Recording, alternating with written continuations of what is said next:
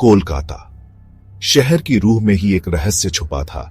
ऊंची इमारतों के साए में तंग गलियां सांस लेती थीं। यहां जीवन रंगीन था, लेकिन खतरे भी कम नहीं थे।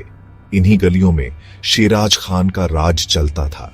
गलियों में हलचल थी, लोग अपने काम में व्यस्त थे, लेकिन एक नजर उन्हें देख रही थी। शेराज के आदमी हर जगह थे, उनकी नजर हर आने जाने वाले पर थी। हवा में एक अजीब सी खामोशी थी, जैसे कुछ होने वाला हो, और वाकई कुछ होने वाला था।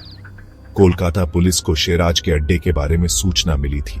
रात गहरी होने लगी, खतरे की घंटी बज चुकी थी।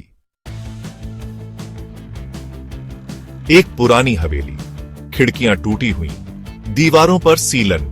यहां शेराज खान का अड्डा था। अंदर शेराज और उसके आदमी बैठे थे। माल कब तक पहुंचेगा? शेराज की आवाज में धमक थी। सर, कल सुबह तक। सामने खड़ा आदमी घबरा गया। देखो, कोई गड़बड़ नहीं होनी चाहिए। शेराज की नजरें तेज थीं।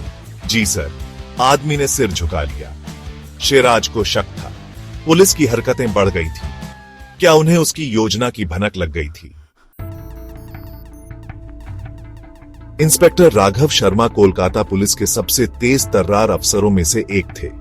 उनकी नजरें तेज थीं, दिमाग और भी तेज। शेराज खान को पकड़ना है तो हमें उसके जाल में फंसना होगा, उन्होंने अपनी टीम से कहा। लेकिन सर, वो बहुत चालाक है, एक सिपाही ने कहा। इसलिए हमें उससे भी ज्यादा चालाक बनना होगा। शर्मा की आवाज में दृढ़ता थी। शर्मा ने शेराज के अड्डे की तरफ इशारा किया। यहां से शुरू करते हैं। शर्मा और उनकी टीम ने शेराज के अड्डे के आसपास जाल बिछाना शुरू कर दिया। हर गली में पुलिस वाले तैनात थे। रात बीत रही थी। शेराज और उसके आदमी अंदर ही थे। तनाव बढ़ता जा रहा था। अचानक एक गाड़ी हवेली के सामने आकर रुकी। उसमें से एक आदमी उतरा। उसके हाथ में एक बैग था। ये रहा माल, उसने कहा। शेराज मुस्कुराया। जाल में फंसने का समय आ गया था। शेराज का धंधा सिर्फ कोलकाता तक सीमित नहीं था। उसके तार अंतर्राष्ट्रीय स्तर पर फैले हुए थे। पेरिस में एक आलीशान दफ्तर में एक बैठक चल रही थी।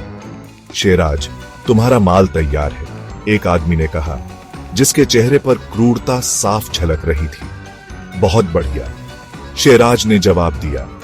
इस बार कोई गलती नहीं होनी चाहिए।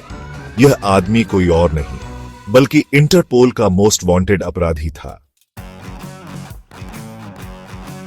शेराज के आदमी माल लेकर हवेली के अंदर दाखिल हुए, लेकिन उन्हें क्या पता था कि पुलिस पहले ही अंदर घुस चुकी है। पुलिस, हथियार डाल दो, शर्मा की आवाज गूंजी। गोलियों की आवाज से पूरा इलाका गूंज उठा। शेराज फंस चुका था, लेकिन उसने हार नहीं मानी थी। वह भागने की कोशिश करने लगा, लेकिन शर्मा ने उसे दबोच लिया। दोनों के बीच जबरदस्त लड़ाई हुई। अंत में शर्मा ने शेराज को धराशायी कर दिया। शेराज खान पकड़ा गया। उसका साम्राज्य ढह गया। लेकिन कहानी यहीं खत्म नहीं होती। एक अनजान जगह पर एक फोन बज रहा था। हेलो, एक भारी आवाज गूंजी। शेराज पकड़ा गया। दूसरी तरफ से आवाज आई, कोई बात नहीं, खेल अभी खत्म नहीं हुआ है। फोन कट गया। रहस्य और गहराता गया।